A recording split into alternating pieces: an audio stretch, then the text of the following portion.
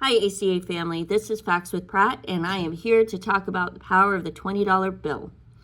The amount that $20 could buy you has changed over the years in America, but I thought I'd give you a little bit of a lesson in how that amount has changed over time.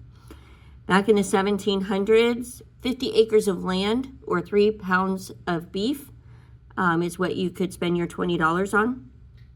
In the 1870s, you could pay a month's rent. Now, granted, $20 for a month's rent in New York City sounds pretty good.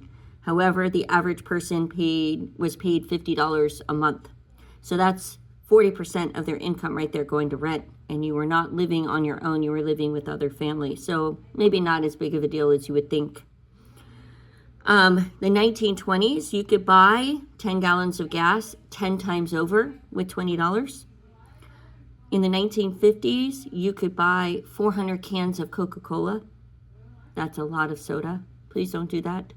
Or you could buy a $7 fully furnished holiday meal for $7. So you could buy almost 3 of those for $20 and feed 3 sets of families.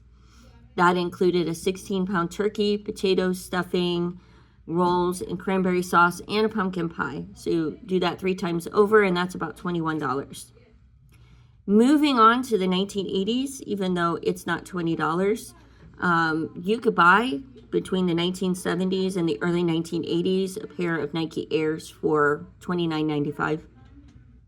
If you were to buy the Jordans, they were almost $70, so parents were not willing to do that unless they just had the money to do that.